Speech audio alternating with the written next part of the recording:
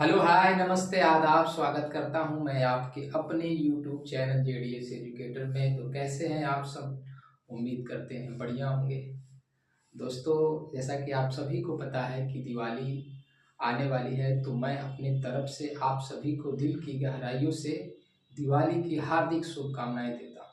ठीक है, तो दीप जलाइए, खुशियों का त्योहार है दिवाली। ठीक है, तो फिर आगे बात करते हैं। आज की क्लास में हम पढ़ेंगे और जियोग्राफी है, क्लास 6 की जियोग्राफी है, चैप्टर है जो टॉपिक हमारा है पृथ्वी के प्रमुख परिमंडल। तो इस पर हम बात करेंगे। ठीक है, तो सबसे पहले हम ये देखते हैं कि पर्यावरण यानी कि पृथ्वी के प्रमुख परिमंडल में जो पर्यावरण है, पर्यावरण के 3 घटक होते हैं। तो पर्यावरण के कितने घटक होते हैं? तो पर्यावरण के 3 प्रमुख घटक होते हैं। वो घटक कौन कौन से हैं? तो स्थल मंडल है, वायुमंडल है और जल मंडल है। ठीक है, इसकी इंग्लिश भी समझ लेते हैं। तो स्थल मंडल को इंग्लिश में हम लिथोस्फीयर बोलते हैं, वायुमंडल को एटमॉस्फेयर बोलते हैं और जल मंडल को हम हाइड्रोस्फीयर बोलते हैं। ठीक है, इतनी बात हमने समझा। अब स्थल मंडल, वायुमंडल और जल मंडल, जब इन तीनों का इंटरेक्शन होता है, जब ये तीनों ओवरलैप करते हैं, एक दूसरे से सम्मिलित होते हैं, तो बायोस्फीयर का निर्माण होता है। किसका? बायोस्फीयर यानी कि जैव मंडल। तो यहां हम समझ सकते हैं कि हमने एक ऐसे बना लिया गोला। ठीक है, अर्थ हमने बना लिया ऐसे। ये हमारा हो गया लिथोस्फीयर, ये हो गया एटोमॉस्फेयर और ये हो गया, ठीक है, हाइड्रोस्फीयर। अब तीनों क्या कर रहा है? यहाँ पर तीनों का ओवरलैप हो रहा है। ठीक है, तो ये जो बीच वाला है पार्ट, इसको हम बोल सकते हैं क्या? जैव मंडल। यानी कि क्या होता है? स्थल मंडल, वायुमंडल और जल मंडल का क्या होता है? ओवरलैपिंग होता है, तब जाके किसका निर्माण होता है? जैव मंडल। ठीक है, आपको पता है कि पृथ्वी ही एक ऐसा ग्रह है जहां पर जीवन क्या है? संभव है, क्योंकि और कोई ऐसा ग्रह नहीं है जो इंसान के लिए या जीव के लिए वैसा इन्वायरमेंट, वैसी चीजें देता हो। ठीक, तो जैव मंडल क्या है? तो जैव मंडल हम वही समझ सकते हैं कि एक सीमित क्षेत्र जहां स्थल जल वायु का सम्मिलन होता है। क्या होता है? सम्मिलन होता है। आप देख सकते हैं कि यहाँ तीनों क्या हो रहे हैं? मिल रहे हैं, तो वही क्या है? आपका जैव मंडल है। सॉरी। तो जैव मंडल में सभी प्रकार के जीवन पाए जाते हैं। ठीक है, जैव मंडल आप समझ लें इस बात को। अब कुछ ग्रीक वर्ड आपके एनसीईआरटी में दे रखा है। जैसे आपने आपने पढ़ा लिथोस्फीयर, एटोमॉस्फेयर, हाइड्रोस्फीयर। तो ये जो वर्ड आपको दिखाई दे रहे हैं, हाइड्रो, एटोस, लिथोस, तो ये जो वर्ड है ये आपके ग्रीक लैंग्वेज के वर्ड है, यानी यूनानी शब्द है। कैसे शब्द है? यूनानी शब्द है। यहां देख सकते हैं आप, लिथोस का मतलब होता है स्टोन। क्या होता है? लिथोस। तो लिथोस से बना है लिथोस्फीयर, जिसका मतलब होता है स्टोन, यानी कि चट्टान और पत्थर कह सकते हैं। उसके बाद सेकंड एटोमॉस्फेयर। तो एटोमॉस्फेयर किससे बना है? एटमॉस से बना है। एटमॉस का मतलब होता है वेपर, वेपर मतलब वाष्प। ह्यूडर, ह्यूडर आप समझ रहे हैं, जिससे हम कह सकते हैं हाइड्रोस्फीयर। तो हाइड्रो किससे बना है? ह्यूडर से बना है, और इसका मतलब होता है वाटर यानी जल। बायोस, तो बायोस का मतलब होता है लाइफ, लाइफ यानी कि जीवन। तो ये जो वर्ड है ये सारे ग्रीक वर्ड हैं। ठीक है, यूनानी शब्द है। आगे समझते हैं। यहां हम देखते हैं, हम लिथोस्फीयर एक 1 बाय 1 करके इसे समझेंगे। लिथोस्फीयर पहले समझते हैं, यानी स्थल मंडल भी हम कह सकते हैं और भूमंडल कह सकते हैं। तो लिथोस्फीयर क्या होता है, यानी स्थल मंडल क्या होता है? तो चट्टानों और मिट्टी की परतों से निर्मित होता है। ये किससे निर्मित होता है? तो ठोस चट्टानों और मिट्टी से क्या होता है? निर्मित होता है आपका लिथोस्फीयर। ठीक है, पृथ्वी की जो भूपर्पटी होता है वो ठोस ही होता है। ठीक, भूपर्पटी जो होता है वो कैसा होता है? ठोस होता है। तो लिथोस्फीयर क्या होता है? चट्टानों और मिट्टी की परतों से निर्मित होता है। पृथ्वी का जो सबसे ऊपर वाला पार्ट है, जिसको हम क्रस्ट बोलते हैं, पर्पटी बोलते हैं, वो हम कह सकते हैं लिथोस्फीयर। ठीक, अब लिथोस्फीयर को 2 बड़े भागों में हमने विभाजित किया। तो एक जो बड़े भूभाग को हम क्या कहते हैं? यानी पृथ्वी लिथोस्फीयर के बड़े भूभाग को हम महाद्वीप बोलते हैं, यानी कंटिनेंट बोलते हैं। क्या बोलते हैं? महाद्वीप बोलते हैं। और दूसरे भाग को, दूसरे जलीय भाग को क्या कहते हैं? जलीय भाग को हम महासागरीय बेसिन कहते हैं।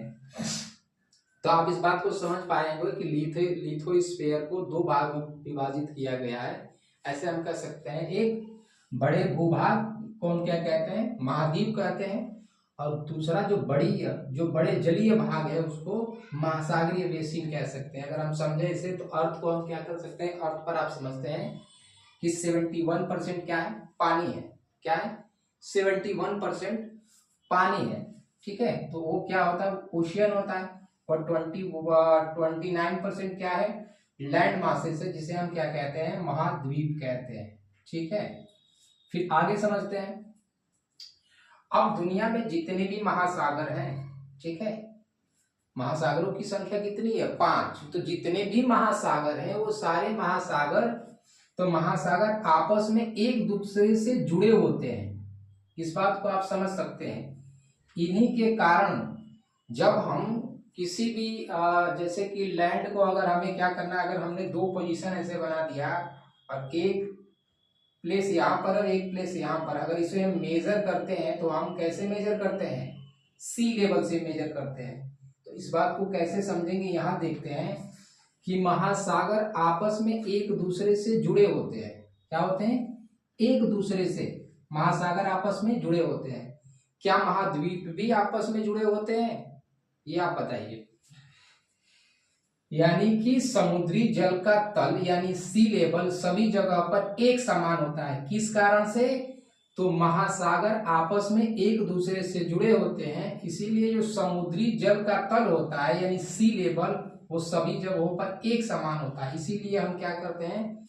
कोई भी मेजर हम करते हैं लैंड से ऊपर या नीचे, तो हम सी लेवल को अपना क्या मानते हैं? पॉइंट मानते हैं। सी लेवल से क्या करते हैं? मेजर करते हैं। इसके पीछे का रीजन ये है कि जो समुद्र है, समुद्र का जो जल है वो सभी जगहों पर कैसा है? एक समान है। ठीक है, तो इसीलिए स्थल के ऊंचाई को समुद्र तल से मापा जाता है। किससे मापा जाता है? समुद्र तल से। सी लेवल को शून्य माना गया है। भाई सी लेवल को हम क्या मानते हैं? शून्य माना गया है। इस बात को आप समझ पाए होंगे। अब आगे देखते हैं। तो विश्व की सबसे ऊंचा शिखर, अगर विश्व का सबसे ऊंचा शिखर पूछा जाए तो आप सभी को पता है क्या है? Mount Everest. कहां पर है? नेपाल में। इसकी ऊंचाई अगर पूछ दे तो आपके एनसीईआरटी में अभी भी 8,848 मीटर दिया है। ठीक, अगर वहीं पूछ दे कि विश्व की सबसे गहरी खाई, हम सी लेवल से मेजर करते हैं, तो सी लेवल से जब समुद्र तल से हम ऊपर जाते हैं तो ये ऊपर नीचे भी तो जा सकते हैं। ठीक है, नीचे भी हम मेजर कर सकते हैं। ठीक, तो ये पूछ रहा है कि विश्व का सबसे गहरा गर्त यानी खाई कौन सा है? तो मेरियाना ट्रेंच। आपने मेरियाना गर्त का नाम सुना होगा। ये माउंट एवरेस्ट से ये क्या है? गहरा है। इसका क्या है? इसकी जो ऊंचाई है 11,022 मीटर है। कितना है? 11,022 मीटर। गर्त का मतलब होता है खाई, और ये कहाँ पे है? तो प्रशांत महासागर में आपको देखने को। ठीक,